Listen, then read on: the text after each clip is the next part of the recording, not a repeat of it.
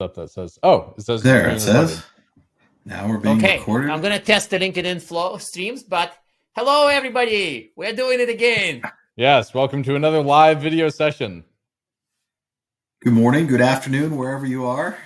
Yes, we do have people around the world. I've always been frustrated by the analytics on our podcasting app, and it turns out LinkedIn has pretty cool analytics around who follows our page and all of that. Yes, welcome to another live. And Anton, I can hear you playing us with the 10-second delay. Yes, that's how we test that it's working. It's really here.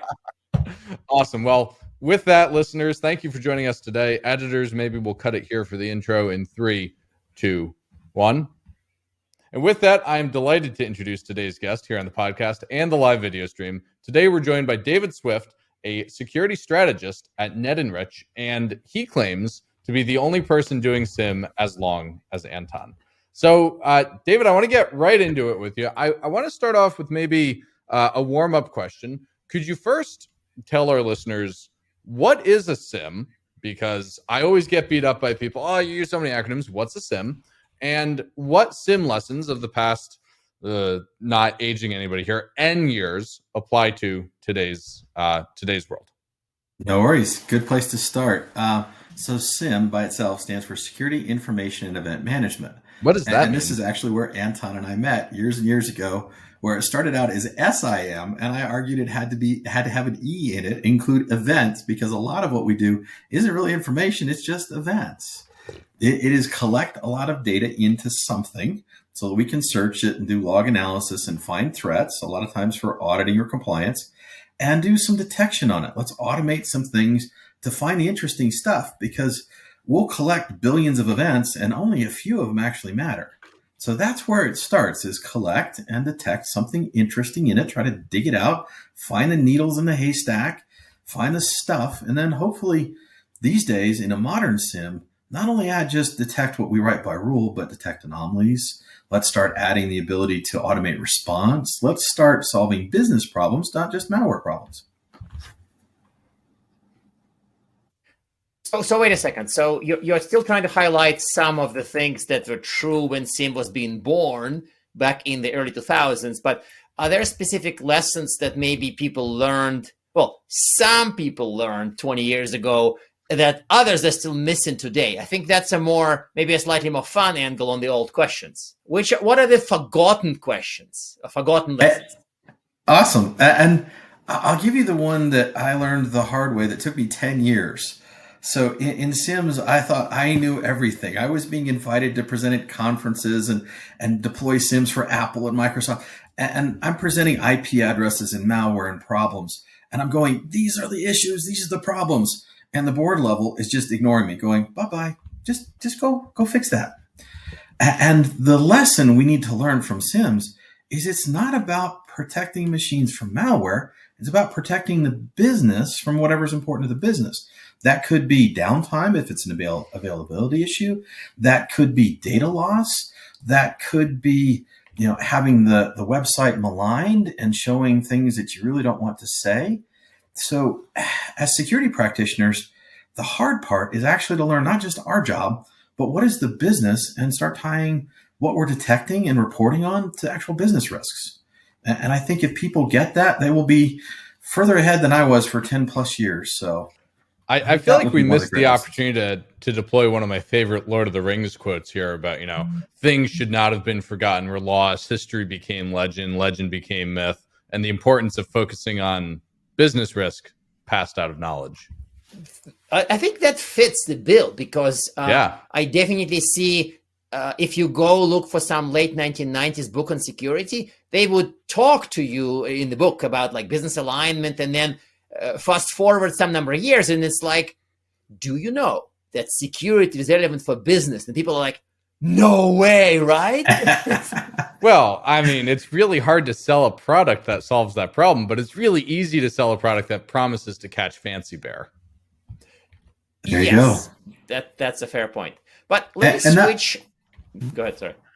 I was going to say, and that was one of the ugly lessons I had to learn again a few months ago when I had to rewrite content that I wrote 15 years ago. And I'm reading these old papers going, oh, if there are more than 15 firewall drops in a 10-minute interval. And I'm like, oh, that's yeah, it might be an early indicator, but I'm like, oh God, let's write something better than that. There are better ways to do it. So, well, what's the better way to do it? Let me take the softball podcast thing and just say, well, what's the better way to do it there, Buster? Well, let's go with your first theme. What's old is still relevant. So I still want a lot of firewall drops. One of the patterns I look for is repeat failed anything, repeat failed logins, repeat firewall drops. It's one indicator, but it's only one.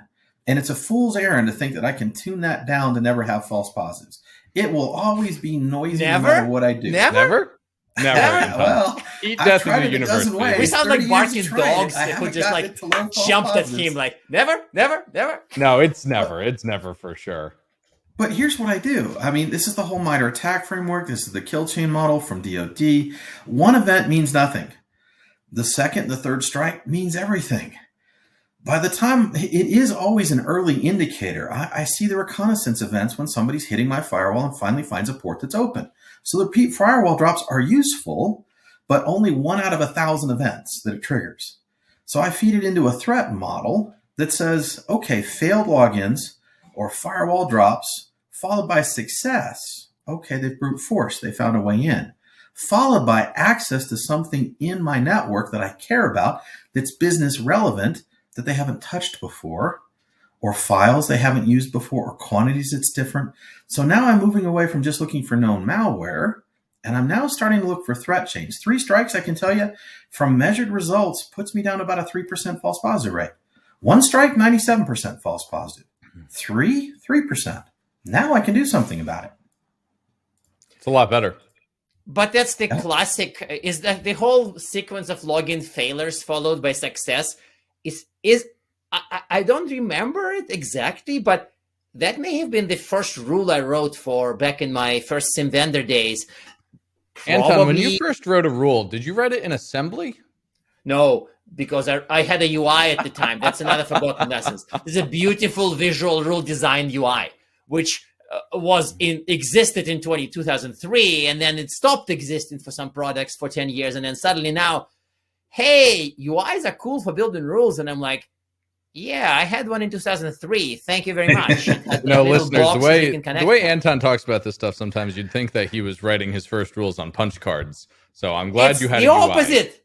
It's the opposite. That's the thing. And okay, so before I go in a nonstop rant, I wanted to actually bring a useful angle to the question we asked, namely certain lessons that you learned many years ago, and certain lessons maybe I learned many years ago actually do not apply anymore.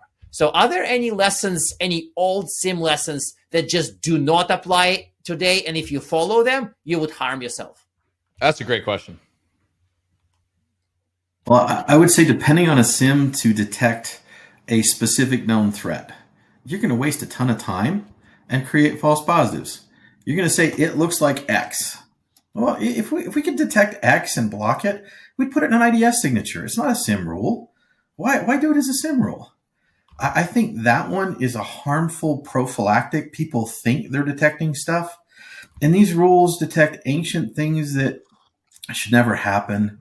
And they think they're all secure. And it's like, no. And it's not so bad in and of itself because those rules will probably never go off. And if they do, yes, it was confirmed malware. But you're not really looking at what's interesting and new. So this is profound, and it's worth pulling on the thread a little bit. I've met enough people, probably including Tim, right, that like precise rules. And by the way, I am subtly changing precise rules for a specific threat. So this is maybe those are different. A bit of a mind. Yeah, they can be different, yes, but they also can be the same in many minds. So are you telling us, David, that if I use SIEM as to use another 1990s term, host IDS, then I'm doing it wrong? Tim is snorting like a network IDS and a pig. If we wanted to do rules that detect specific known threats, I'd leave it to the vendors that do that better. to the EDR vendors at the endpoint, to an NTA vendor, to an IDS vendor, if I'm going to write a lot of very specific signature detection rules, I'm going to do it somewhere else. Because I can do it packet level, I'm not doing it at metadata level. I could get into something that's actually a lot closer at a packet level in an IDS or host-based or network-based than I can with a detection rule in a SIEM. So I use SIEM to look for patterns, repeat attacks, success after failed, anomalous events, something they've never done before, a spike in quantity, an activity that nobody else like them does. And when I use those patterns, for me, it changes the equation a lot because I'm no longer looking for X. I'm looking for any weird because my job as a SOC analyst, and I've had to do that job over and over, staring at a bunch of stupid things, is to figure out what is normal and what's weird. What changed today that tells me the 0-day got in? And if I'm writing a rule that looks for a known evil, that's not a 0-day. And I really want to find the 0-day. I want to find the new threat. So I work with patterns rather than detection rules. And if I want detection rules, I write them on my IDS. Okay, so there's a couple of really interesting threads in that one I want to pull on now. Yes. One, I live in San Francisco, and so I'm surrounded by weird. Are SOC analysts not also surrounded by weird? When I look at what my cloud customers are doing, every customer is doing something weird. How do you know weird from bad weird? And from San Francisco as well. But this is like the defining question of anomaly detection for the last, wait for it, 40 years. Sorry. I think we stumbled into something interesting. Yeah. Well, now you're getting into AI versus ML. So I'm not a big fan of AI as used in security yet. I think we'll get there. But AI would say, I know what's bad. ML says, I don't know what's bad. I'll just learn what normal is. And then I can write a rule that tells me there's an anomaly. And now I go back to that 3 strikes problem. One anomaly, who cares? Weird is everywhere. But 3 weird things today, you're running a bank, you have ATM machines. This ATM machine ran a piece of software that no other ATM machine in your network runs. It started communicating with an IP address outside your network that none of the other ATMs talk to. And it just spit out $3,000 in cash in the last hour, and it's never done more than $3,000 in a day. Whoops, I'm hemorrhaging money. So learn normal, find weird becomes relevant. I don't need one weird because one weird, high false positive. And in fact, I like to weave in those old rules. So I still want the old stuff, the known evil. It's on a known malicious IP address or a malicious URL or running a malicious hash. Those are great, particularly when I've got a pattern that mixes anomaly detection, the weird, plus a known evil. That detection is a very high true positive rate. That detection is the one I can act on. Because the scored data, the known evil, that supervised machine learning, the idea that AI knows what's evil, we have some scored data sets. We've got a lot of open source threat intel. They're great threat intel feeds that are commercial that we can pull in. And combinations of known evil plus anomaly are great. Well, so you make this sound easy. Why doesn't everybody do it that way? No, you really do want to like pull the cover and it's like there's a corpse there. So I think Tim is sorry, my metaphor sucked today. I don't know what's up with that. Oh. Well, so I'll give you a couple of responses, Tim, because there are some reasons that people don't do it well. One of the first problems is it's expensive. How do I put enough data into the set to learn normal on everything? And depending on the vendor you use, that cost can be prohibitive. Because I want to know vulnerability scan data. What does the asset do? I want to know IDS events. I want EDR events. I want application events. I want network traffic anomaly events. That's a lot of data. And not only is it expensive, but most vendors have done a piss poor job at making that performance scale. So the minute you start getting above 10,000 events per second, most of the vendors can't chug through the data fast enough to find you what you want. So now I have to move out to a cloud environment, and I really need scale. And I'm trying to stay away from recommending any specific vendor or bashing any specific vendor, but scale is a huge issue. So it is cost and scale that have kept everybody from doing it, even if they knew the right thing to do. So, okay. I want to transition to our next question on this note, and I'll leave my commentary about zero-day threats versus other kinds of threats maybe for another episode. And listeners, you should go back and check out what we did with Maddie about that. But you mentioned costs. So what are the benefits and what are the costs of SIM today? Like when you think about doing it right or doing it this way as you propose, it sounds wicked expensive, but surely there's upside. So how do we trade off that cost benefit thing here? Anton, I'll let you go first this time. You can't punt to the host. Yeah, he can punt to the host, but my problem is that we have about 12 minutes left, and I may have written a 60-page paper on this topic a good number of years ago, so I don't want to go in this direction. I think that for benefits, I do plan to send people to some of the more recent writing, and to me, most benefits of SIEM today are about detecting threats and about organizing the workflow around threats, because SIEM today includes SOAR, right? And also with having a single platform to triage, confirm, and deal with things, including hunting, right? It's kind of a blah answer, I get it, but it's also kind of a factually correct answer. SIEM is a fairly mature tech, and it has clear benefits today, but they are also not very rocket sciencey. They're kind of more normal.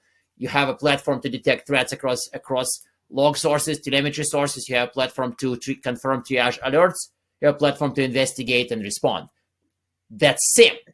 If you don't call it SIEM, I'm fine with that. But you probably have a platform of that sort. And to me, this is probably a good moment for all the SIEM haters to show up in comments and say, SIEM is dead, SIEM is dead. We have this other thing that detects threats. And I'm like, XDR. That's a SIEM, right? No, you can't say XDR. If you say XDR, we have to do something to you. I don't know. What did we do to this guy who had a... So XDR, let's not go down XDR. I got some strong opinions on that one. But, no, avoid the topic. Avoid the topic. Wait. Strong opinions are fun. And our XDR episode got a ton of listens and people really engaged about it. Here's 30 to rant about XDR, David. So let me give you a couple answers to your question about where is SIEM beneficial. Yeah. And I'll tell you from a CISO perspective, and I've done that tour of duty twice, I'm blind without it. I'm like, how am I supposed to secure my environment? I can't see anything. I don't know what's going on. I can't log into every tool every day and search through a billion events. It's not going to happen. So I have to have it. I have to be able to correlate across the tools. And as Anton was alluding, we want one place to write a report. I don't want to have to go figure out 10 different report writing languages. I want one place to do it, because I have to write reports for my auditors and I have to store the events for auditors. So whether I want it or not, I'm going to have it for compliance. And I'd really like a place to give me visibility about what my other tools are doing. Because I'll tell you, one of the places that SIEM's not used well that it should be is to do volume and variety analysis to tune each of the devices that are feeding into it. I can't tell you how many places I've gone to that have an IDS that can do 10,000 plus detections. And they've turned off all but 100 because they thought everything else was a false positive. And I go, no, I need that early indicator to know what's right. And I'm going to correlate it with other things. By itself, an IDS event means nothing. And I'll tell you the specifics where I see the IDS problem. Working with one large telecom manufacturer where the EDR guy is running McAfee antivirus. And he's going, we keep getting hit by malware. And I don't know where it's coming from.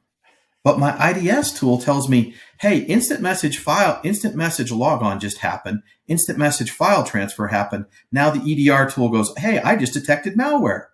Oh, now I know the vector. So yeah, instant message login doesn't matter. Instant message file transfer doesn't matter. But together it tells me the infection vector. So I want to turn it all on, and I want the SIEM to sort it out and say, these are the relevant series of events that matter, so I know how to block it. Because without that, I just see malware shows up on the endpoint. What do I do? It's just everywhere. I think that's a fair point. And it's also a fair point for the cross-device, cross-vendor look at things, which is very much the subject of a lot of heated SIEM discussions 20 years ago, like cross-device correlation rules and all that. And it is still the value today. If you're looking at just EDR or just NDR, then you would still miss things. And if you're looking from across, then you're less likely to miss them. But which brings me to the other favorite question, use cases. And I've been meaning to ask you about like, hey, give us your favorite list of use cases. But this is a cloud security podcast. So why don't you give us your favorite cloud security use cases for SIEM today? All right. Well, I tried to make them easy and published them out on a blog on the NetEnrich site if you want to go look them up. But in the cloud world, what I'm looking for, a lot of times I don't have an endpoint. So I cannot look for EDR. I'm not looking for malware anymore. What I'm looking All for those EDR is vendors who want to get rich in the cloud are misguided. I'm like, wait, I have a containerized OS. What the hell are you going to put an EDR on? There's nothing to detect. Anyway, so I start with single sign-on. You signed on from a country you've never signed on from before. You signed on at a time that you don't normally use. You never log in at Sunday at 2 a.m. in the morning from China. Oops. Those are two early indicators. Now I look for files, what you access, because the single sign-ons will tell me the application you try to get into, and then I want the app log. All right, after signing in from China at 2 a.m. on Sunday, you accessed a file that you've never touched before. And not only did you access one, but now you access 3,000 files. Okay, I have data theft. I have data misuse. And it's not hard to detect. It's not crazy complex patterns. And they work really well together. I mean, I'll tell you the number one I keep getting told about is crypto mining. And I do see it come up. I see somebody log into AWS and they spawn 3,000 instances, very large or XL instances of an EC2, and they've never spawned more than 3 in a day. All right, they're crypto mining. And it usually starts from someplace like China or Bolivia. And, I see the same starting pattern of unusual login, unusual place. And then you spawn more instances than normal. Yeah, you're using my infrastructure on my dime to do crypto mining. Thanks. Get off my network. So 2 easy ones. I think that Tim has something to say about the crypto miners, obviously, but okay, I'll shut up. Yeah, you go say something about crypto miners if you want to.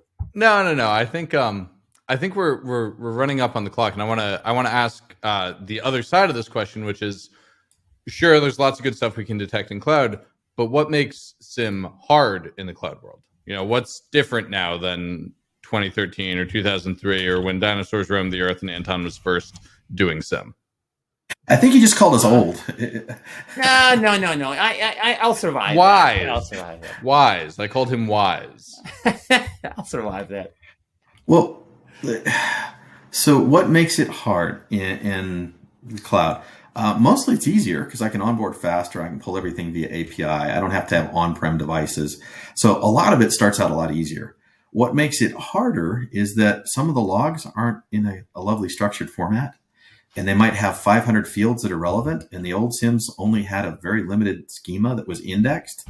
So searching something that's in field number 398 when you only index the first 64 fields means a full table scan, and you're going to hopefully find it tomorrow or the next day or the day after. So you need a modern system that can handle search at scale because we've got more logs and they have more relevant fields. So those app logs get a little bit more complex. That's a hard part to it, and you have to parse and normalize better. Anton, you have the next bomb throwing question. Yeah, it's the bomb throwing question, and I think that it's also a self-serving easy question because I know the answer to it. And the question is, drumroll, do you think SIEM can ever die? Certainly say no. I should change the emphasis. Do you think SIEM can ever die? That's better. You can minimalize what SIEM has to do, but I don't think you can ever take it out of the equation. I got to have it for audit and compliance. I need the detection rules to do cross-correlation. I can minimize it by building threat chains, lowering the false positive rates, feeding into a SOAR to automate the response, and not put a whole bunch of SOC analysts sitting in front of it, but I can't eliminate the function. I need the function. Well, that makes sense to me. The bringing it together, the correlation, certainly the single pane of glass, so you're not doing swivel chair instant response. But a lot of those things you could accomplish not with a giant data lake, but maybe with some piece of technology like XDR that brought everything together. Could we replace SIEM that way? I find XDR to be bad SIEM plus bad SOAR. I don't care for it. XDR says I have one match. It's on somebody's IP evil list. I'm going to start blocking. Mm. And I can tell you from early days of doing ArcSight Threat Response Manager, where I ripped it out more places than I ever installed it.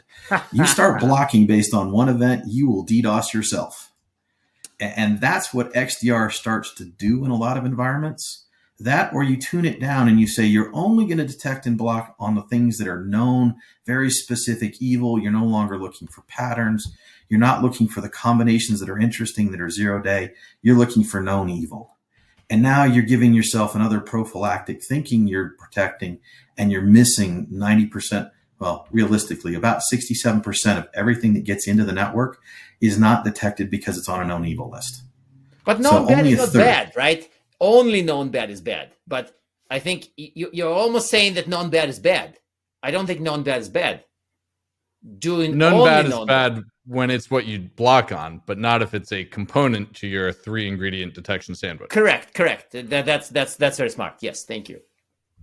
And I'll tell you the specific cases I see. So working with one very large clothing manufacturer, billion-dollar site, they put in XDR, they're going to start blocking everything. And they see an internal machine that does a call out to HTTP request to a website that's flagged as malicious. So then they block that IP address. And it was just on a web page with a drive-by link, and it never got out. It actually got blocked at the proxy. But because it tried, XDR went and said, I'm going to block that.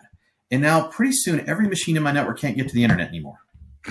Great. I bricked myself. It's a story. Like, what year is this? I mean, people like back in the wormy years, like, I don't know, MS Blaster and stuff, when people wanted to do some kind of a NAC and like all the ancient acronyms forgotten by most people now.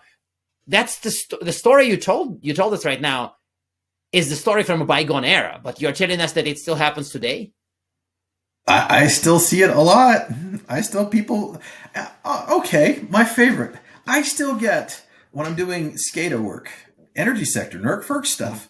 The FBI still gives me a list, and I swear every 6 months I'll see 127,001 on their list of you must block this and report it to me. What? And I'm like, that's loopback. Every process running on this host talks to loopback to talk to the other processes on the host.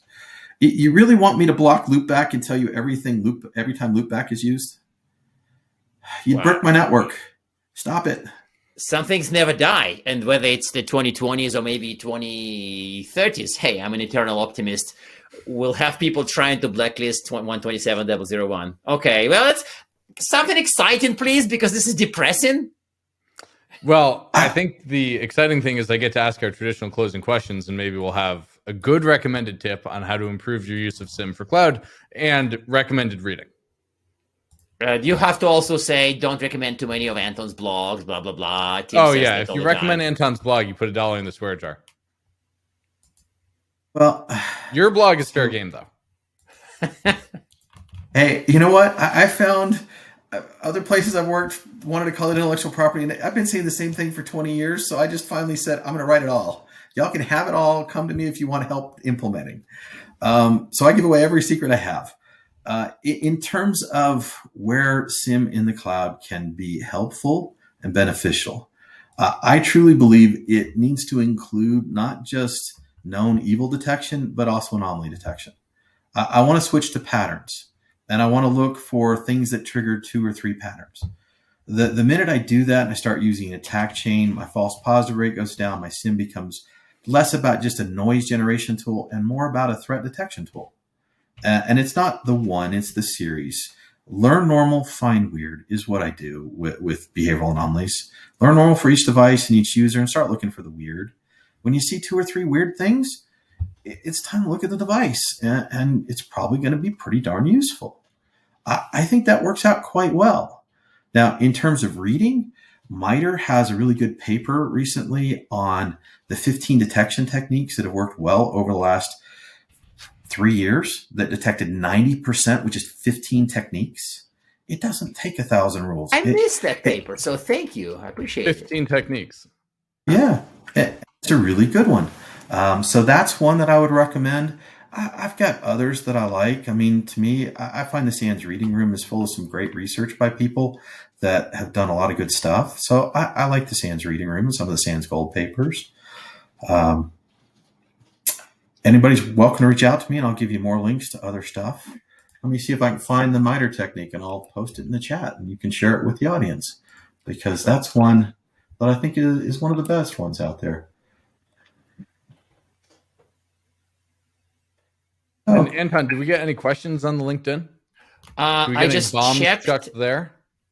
Don't see. I checked. There's some praise, some other stuff, but I don't see any questions. No, sorry, that's too bad. not this time. So I think we're out of time. So let's just thank you, David. This was very fun. Yeah, David, thank you for joining us and putting up with my XDR needling. I enjoyed it. It was fun, guys. Thank you. Thank you. Thanks a lot. Okay, so don't close the tab. That's the important thing. Is Anton's going to stop the recording, and then it needs to upload the local copy. And if you close the tab too soon,